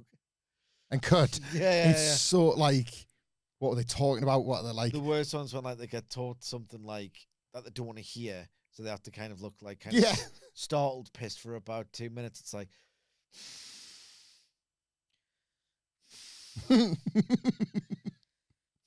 It's like no one will ever do that in real life. A moving freeze frame. Yeah, I know. These people, the production's terrible. Cardona feels like he never left. It's not a compliment necessarily. Totally. I mean, it feels like he was irrelevant as he was when he left. Yeah. crazy how quickly that can happen. He's probably fine, and he's not going to care. As long as he's there. Yeah. As long as he wakes up, pinches himself, and he's still on velocity, he does not care. I mean, I sort of relate in some respects with us in these chairs. Oh, of course. I get a version of that. You know, but sorry, hang on. Is Matt Cardona, is he number one in his field like we are on the UK podcast chart? Good point. Very well made. Thank you. No, I do live the Cardona life. Except, like, when we get the camera lingering on our face for too long, it's by design. Yeah. Rather than the WWE production stuff. Yeah. SmackDown GM's back in the ring. Nick Aldis, just so you know. Oh, thank you. I'll write that down somewhere. And Liv Morgan is out, obviously, to talk about winning the Royal Rumble, as she did on Raw. She's doing a bit where she says she's the greatest Royal Rumble winner ever. And then she's about to talk about an elephant in the room. And then Raquel takes the microphone and she says, actually, can I bring up the elephant in the room? Before either of them can, they are interrupted by Jade Cargill. She knows where all this is going, and she basically gets in Liv Morgan's face and says, I'm not bothered that you won the Rumble. Like, pick me if you want. I'll beat your ass. And then it's all sort of like back and forth. Jordynne Grace comes out and, you know, kind of says, well, that's all well and good, but, like, I think I'm going to beat you, Jade, before you can get the chance. So maybe, Liv, you need to be worrying about me, not Jade Cargill. SmackDown GM kind of ghosts back into shot and says, I said this last week and I'm going to say it again. If you want to appear on my show, it means you can wrestle in my ring. I got some free time. This stinking thing's 3 hours and I've never been able to fill a card once. Yes. We've got time for a tag match, impromptu tag match. It's Jordynne Grace and Jade Cargill, who are going to face for the women's title next week on SmackDown, as it turns out, after this match, taking on Liv Morgan and Raquel Rodriguez. And something of an upset, maybe. Jordynne Grace shoves Raquel into Jade, they collide, and then she's able to roll up Raquel for the kind of surprising pin over the Judgment Day. It's all to give Jordynne Grace that all-important momentum going into the title match against Jade. Yep.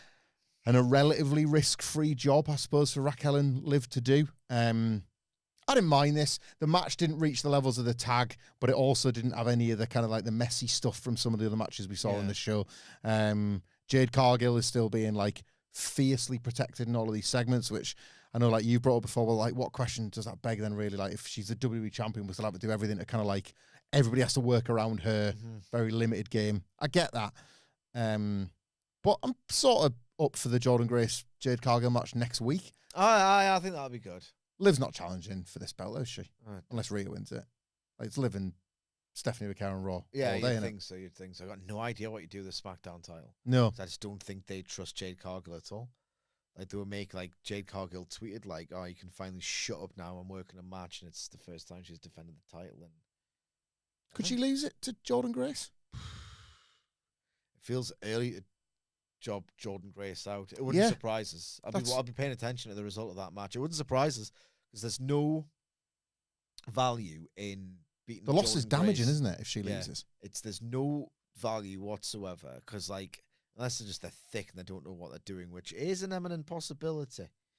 There doesn't seem to be any value or wisdom in jobbing Grace out this early, if only because I understand, like, you know, if Jade Cargill was great at wrestling, and I'm not saying she has to, but in this context, you kind of do. And she was great, and she could, like, just elevate people and give them great matches and be a proper traditional world champion. Like, Jordynne Grace looks like, bloody hell, she's so close to winning the title, and she's just joined. That means that could be one way of trying to get fans to take her seriously and whatever. Jade Cargill can't give you that type of match. No. So it at best, it's kind of wildly optimistic that they're doing this match for me. Yeah. My worry is there's no finish. You know, whenever I get excited about a finish at the particular place they're putting it. You can't rule it out with the Fed. No, not anymore. There was a period he couldn't when they started. No, always. No. Then, now, forever. Speaking of consistent, myself and Wilborn have noted with interest in the SmackDown coverage. I wear the same trousers most days. No. I consistently wear the same trousers. New trousers are coming tomorrow, and these do get washed and ironed regularly. I would note with praise if I'd even noticed it at all. I like those trousers. I think the people in the comments that suggest otherwise are I might get a second pair. Idiot losers. I would. If I find something I love, like, I'd double purchase that bitch straight away. We've noted with interest that the streak of great SmackDown episodes that started at Perth last year and has continued to, date, basically, is something that it ended on Friday. And Numerous times before then. The hairy Manchester United fan, was kind of dreaming of one more game for this guy. And who's it against? It's winnable.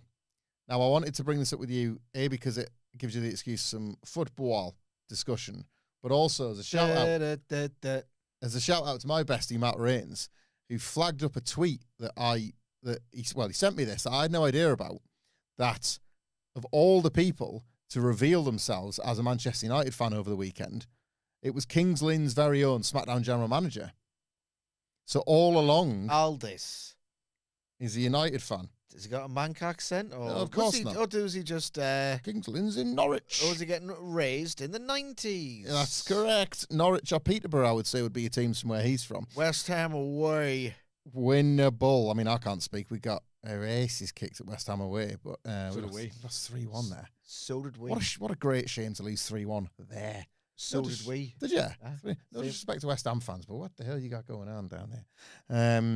We took the lead and then started getting scared.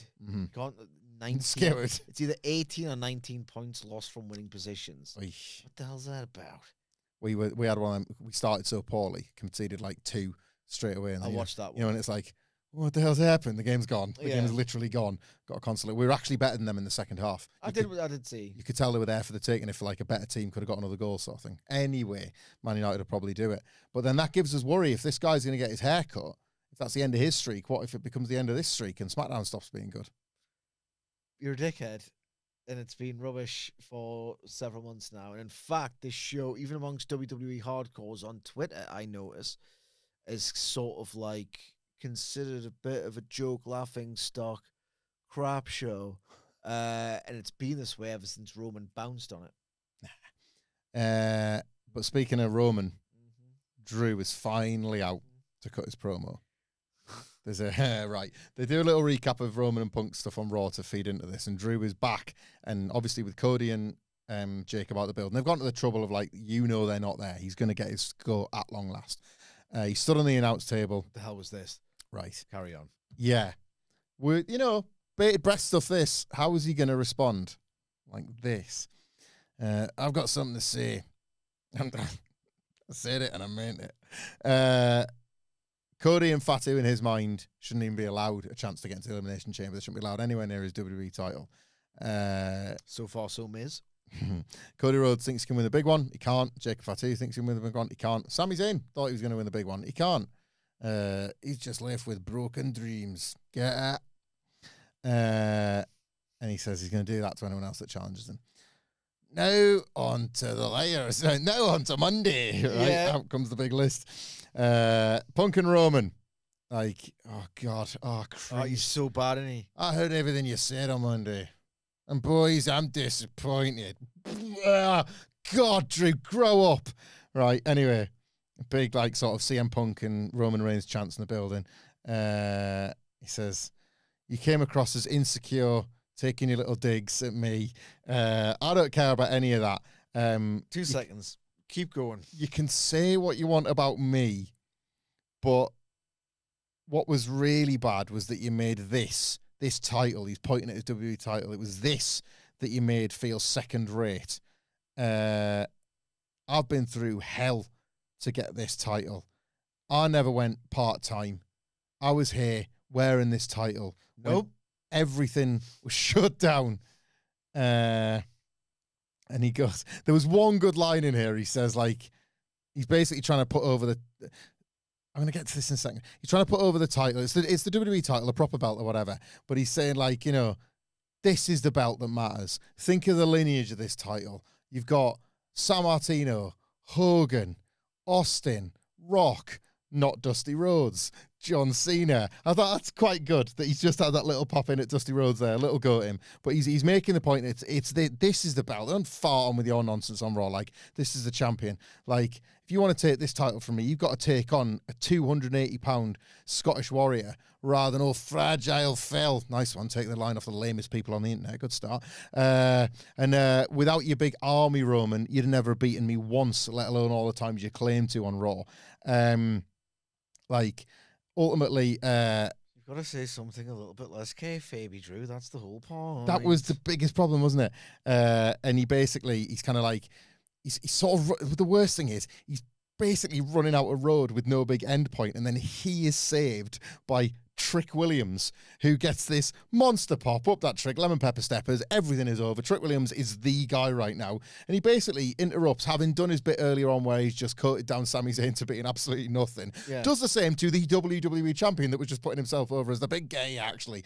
Like, Trick outstars him in like 5 seconds. He says, I'm kind of keen to see what happens in this main event with this Elimination Chamber business, but you probably want to be worried about that title that you love so much, because I'm not thinking about take it off you at WrestleMania, actually.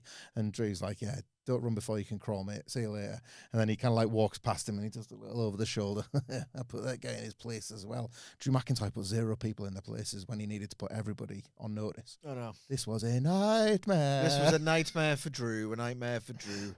Like, didn't he mention something about SmackDown should have been like invading Raw or something? Oh, it was all very like this brand, this bill. We flagged this up right on Raw. It would be one thing. There should be an invasion the way you're talking about SmackDown. It'd be one thing. Hey, gay. Right. So they can take our life, but they can't take our blue brand. Right. The thing with the Punk Roman deal was that, like, the one thing they avoided doing was having to go at the belt, because Punk knows that belt is everything. Yeah, Roman held it for 1,000-odd days. They actually respect. They said, if anything, you can't live up to the belt. They said, like, they are trying to give you this prestigious belt, which we are not burying. We are putting over. We love that belt. To you to try and get you more over. What's your response? Hey, what are you talking about the belt? You had too much whiskey, McIntyre. What the hell are you talking about? Right, who the hell are you talking to? Fairness corner. Could he have done anything? What's that sound like? Come on, guys, give him a chance. Fairness corner. We talked around this on the Raw and the SmackDown coverage last week. How does he do? What is the magic dig yourself out of trouble line here for Drew? Was there one? Did they nail it by Cody doing the talking and Drew not getting a chance? Might that have been the little trick they could have played in? Like, I'm trying to defend Drew. This was rubbish. He didn't do it. Ultimately, he didn't do it, and it's his job to do everything. He's the WWE champion. You've got to magic yourself out. If you're really the star you think you are, and you've got the belt that theoretically validates it, and you think that you really believe... Seth Rollins is a guy, right, who really believes his own to the point where, in this situation... It's insufferable. Absolutely. But, like, in this situation, remember the promo he cut when, like, Cody was saying, I'm definitely going to be challenging Roman. And then Seth came out on Raw and he actually did a half-decent pitch being like, why don't you fight for the Seth belt? You were like, I didn't know you had that in. You buy this. You buy this. You buy the Seth belt? You actually believe the Seth belt, Seth? What are you, the Ohio Johnny Gargano? So that was the standard I was looking for from Drew. It was that, like, be Seth belt defensive. And he was nowhere near. Was there a way he could have got out of this or not? I would say that's well, here's the thing. No. Fairness corner. Fairness corner. Come on, be nice. Yeah. Give him a chance. Fairness corner. He had no chance whatsoever. The reason why it worked and it was so inspired and clever from Punk and Roman, maybe they're just being told, guys, you know, here's the thing. Fact of the matter is, it's WrestleMania season. It has to feel more real. It has to feel more personal. It has to feel more big at this time of year. Go out there. I don't care if they're on SmackDown. God damn it. If you're on Raw, bury everybody else. Drew, bury them back. I want it to feel like it's real.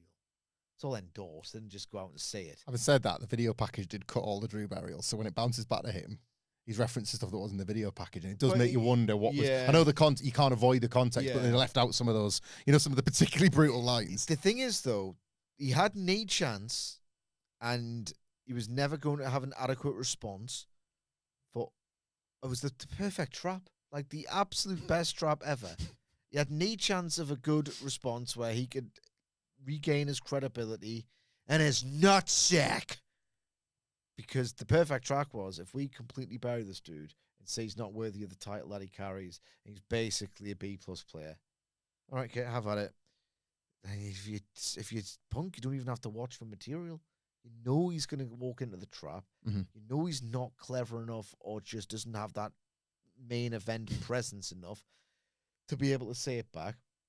Is it Bret in 97 again? Yes, Bret Hart.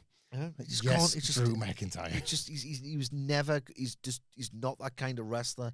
You need to book Drew McIntyre in that upper mid card, because the second he starts orbiting that main event and getting to be in that club where you can kind of say things like yourself, he's always a bit cringe.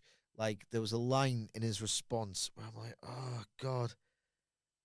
It's not just a cliche to say get new material. Like, Drew, you need to get new material, because I know the one you're on about. At this point, right, it's completely woefully out of date, to the point where not only is it cringeworthy that you're still saying it, this audience that you're performing in front of, that you are the champion of, are going to have no clue what you're saying. When you're saying that tattooed freak, Fragile Phil, all you have to do is say one wrong thing and he's going to implode. No.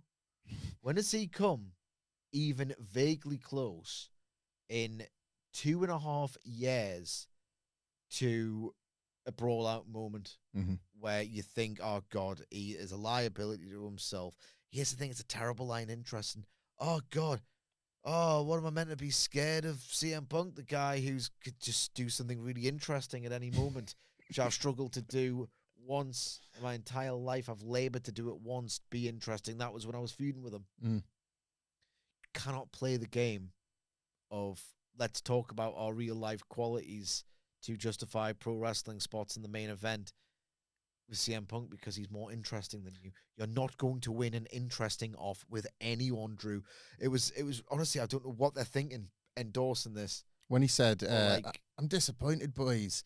Do you remember a couple of years back in that Chicago one that went off the rails, and he went, you complete me. And then Punk was Punk's like, oh, God, don't quote Jerry Maguire at me. You're killing it. You're killing the reality that I'm shooting for you, mate. Yeah, you are basically, I'm giving you the platform to be interesting, and you are doing Vince McMahon 90s movie out-of-date references. Stop it. You've real. You've just given me the ick here. So when Drew's going, he's going to implode at any moment, it's like, that was, part of that campaign of, right, in the 2024 program, it worked to effect, like, really good effect. WWE Feud of the Year, all that stuff, right? You can't. CM Punk is a mellow, laid-back guy, or he's so spiteful that he's doing an incredible impression of being a mellow, laid-back guy. Either way, he's so good at working it. It's the truth. People think he's a punk rocker still. Mm. He's such a good worker that anything he says, you believe it for a little bit. You cannot. It's nonsense to bring that up. Basically, they laid a trap for him, knowing there's no way this dude can respond in a way that you can't win an interesting off or a main event off if you Drew McIntyre. And this was the response I expected. I think this was the week that this was the episode, I guess, that I accepted. Oh, by the way, sorry. Drill. Yeah. He once tweeted, and I was going to use it as my analysis. Your meltdown is bigger than my meltdown. No, your meltdown is bigger than my meltdown. Like, you're showing way more ass than me. Like, just to trying to, like, capture how stupid internet arguments are. Good. So what did I just Google? Drill showing more ass. Let's just see. What came up on that?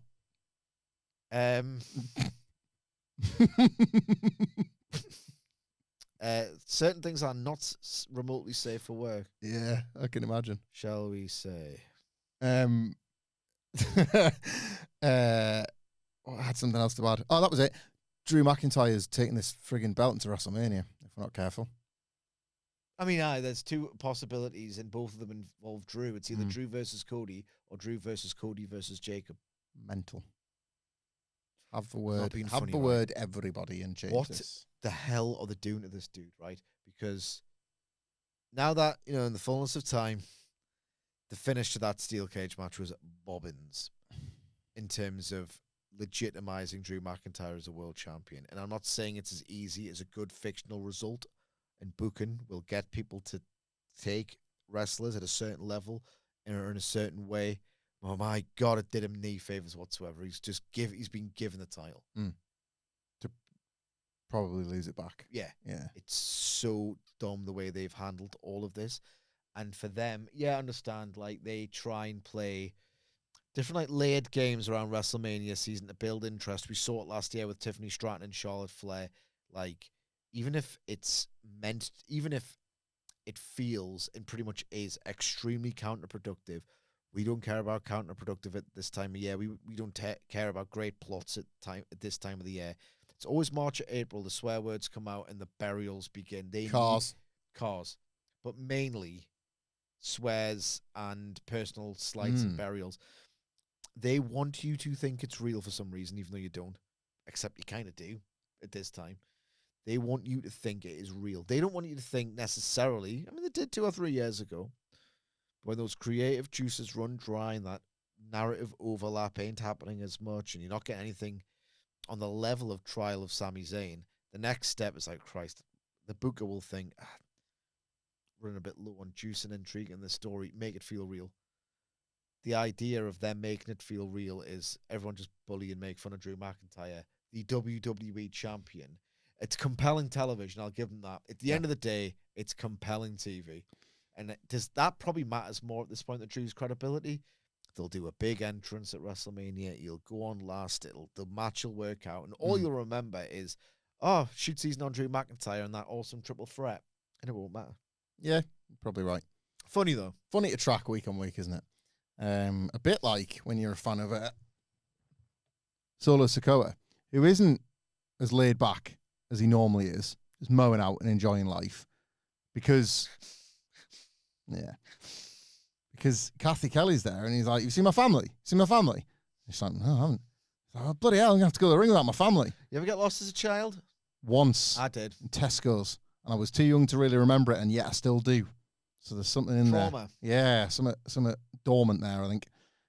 So I get it. I was relating to Solo in that moment. I don't remember it, but my God, the fright with which my mother talks about it now, she kind of got lost in a shop in Berwick.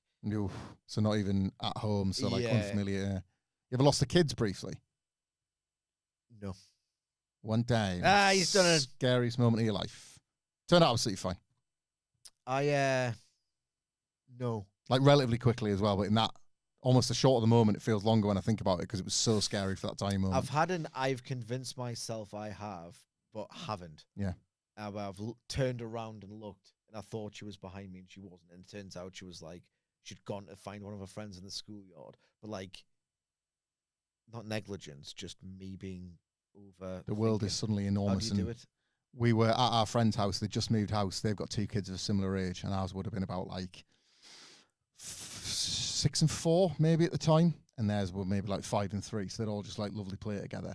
And because they just moved into this house, we're just like getting a bit of a tour and that. And they sat us down in the kitchen, made us a cup of tea. Everything's great, and like the boys have been really impressed with one like their kids' new bedrooms. So they've just been up there and stuff like that. We have our cup of tea. Where's all the noise gone? The door isn't like an automatic locking one, and it used to be in their old house, and they didn't realise. And one of our kids has just basically opened that door, and the 4 of them have gone for a stroll in this new cul-de-sac. Again, new safe cul-de-sac, thanks very much. Yeah. We'd like taken some of the toys out onto the street. It's probably about like 6 o'clock at night, and it's like a long street. And luckily, when like I can't remember which one of it was. Yeah, it's like you say, it's probably 10 minutes, but in your mind, it's like, oh my God, they've been gone an hour or something. And we just all basically like sort of sprinted off with our phones in different directions of the cul-de-sac, like fan out. And it was the Dell actually who just like reacquired them at the end of this cul-de-sac, as if like when you're a kid, the world ends at the end of your road sort of thing. Yeah. They'd all sort of made the choice of like, can't go any further, what we're going to do? And just did nothing and just stopped there to play, the 4 of them. It was like, but in that moment, it's terrifying because all of a sudden all you see is like houses and cars and like suspects. It's suspects. You're like a drone shot at the start of a Netflix doc or something like that. Yeah, like, everyone's everywhere. This is it. Like, oh my God, yeah. Those 4 kids were a treat for the sick bastard who lives 2 doors down. Yeah, it could have been Cope and Minoru Suzuki 2 houses along. Sick evil bastards. They're not pedophiles. No, God, no. They're sick evil bastards. We're just saying the evil bastards. Evil, sick, gnarly bastards. Cope's words, not mine. Evil bastards. Yeah, why are you bringing them up, though, when we're talking just when you said bastards. Yeah. Solo is also... Are you going to sit up? I'm in a second, because he's also solo. He's alone. He's not got his family. What I found really funny about this, so the idea is obviously the Wyatts have kidnapped the MFTs or whatever, and the Lantern can't keep the family together, which is what Bo Dallas said, so good foreshadowing. What isn't so great is that they've managed to, kidnap the Wyatts, but the Lantern is just like left there right by Gorilla as Solo goes to the match. Like, I can't forget my Lantern takes with me. Couldn't they just taken that and then saved all this silly bother? Yeah. How would he have just got that Lantern? Anyway, we've gone really long on this. I've really enjoyed this SmackDown It's chat. been fun. We've probably gone. I've enjoyed it. Well, this is it. You've probably just been enthusiastic, right? So that's how we've ended up. Like shooting the breeze. Shooting the breeze. So it's Randy Orton, Solo Sikoa, and Aleister Black, and wouldn't you credit it? Solo takes the pin. Randy does the table stuff outside with them both. It's a big exchange of spots. I will keep this brief on purpose by design. There's nothing to this at all. The finish in fact, was. I've got a neat encapsulation of it incoming. The finish was really cute. Aleister Black, if you can believe this, got RKO'd, but instinctively rolled to the floor just when he thought he was going to get pinned. So Randy's like, God, I had you. And then as he kind of stands up, Solo's behind him, thumb out, spikes City Jones. And then Randy appears to be selling, oh God, I was just in this fight with Aleister Black. Not aware he's going to get spiked. Only he is. RKO out of nowhere. Solo's gets got with the RKO. Randy Orton wins. He's going to Elimination Chamber. His 10th one. Surely this is the one. Yeah. But what was the missing piece? Because he seemed absolutely fine defeating Solo Sikoa and Aleister Black. So was he just wrong, or is it he's got the killer instinct, so it didn't take long to find, just like your kids. Exactly. Yeah. So he's still too long, but a bit like this match. I was going to say, if you were to challenge me to briefly as possible on an hour and 40-minute podcast review the main event, how does that work? I would say this: much too long. Fans only into it when Orton were in ring. Otherwise, eerily silent. Yeah, I'll say it was fair. Orton's Malachi Black. It's his favorite woodland critter. I don't know. Crickets. Oh, that's good. I like that. See, it's because they make an angelic noise and also, but it's not very loud, like my crowd reactions. I don't get it as a stand-up because it's associated with your jokes getting no laughs, and I bring the house down every time I take the mic. Exactly, I'm hilarious. Off-putting guy. Is he gonna? If Randy Orton's not winning, and I'm assuming he's not winning, I kind of wish he was. But if he's not winning, is this the start of some fooed with Aleister Black? Because Randy Orton Aleister Black for WrestleMania. Don't turn your back. You'll do him in 10 minutes. Mania. Yeah. Put him right in his place. And Aleister will do that one job and be like, she? He could accidentally RKO Zelina, give him the old, sorry about that. Yeah. And then duck the Black Mass. And then RKO him. There you go. That's a WrestleMania match already taken care of. Let's do it like that. File that one away there. Shorter than the Hendry one, if anything. Lovely when you get a bit of admin done early, innit? Yeah. Aleister Black, Randy Orton at WrestleMania is a proper 4:59 email, but you've just done it straight away. Aye. Cracked it in February. Yeah. Completed it. Done it. And we have completed this SmackDown review. I hope it's been as excellent for you to watch. I enjoyed that. Listen as it was for us. Never again. Well, Wilborn goes on those weird, very student-orientated events that he attends. I forgot about that. So they're an annual deal. They always come around. Every year I get older, these stay the same age. Yes, they do. Yes, they do. So we'll see you in about 6 months for your biannual SmackDown checkup. But until then, if at WhatCulture WWE on X isn't enough for you to get your feedback in, you can contact Sidge directly on there at Sidgwick. I'm not on there, but I am hamflettx@gmail.com. Or I'm on Cameo if you want to share some SmackDown thoughts, discuss the MFTs, just all that kind of good stuff. Steve. The Raw preview is available on audio today. That's available wherever you get your podcasts on audio. This, obviously, if you're listening, is available to watch on YouTube as well, where you can subscribe at the WhatCulture Wrestling podcast channel. We'll be back tomorrow. All three of us. Wrestling podcast. Correct. All three of us will be here for the Raw review. All going well. Back with the boys again. And for more of that, until next time, we'll see you soon.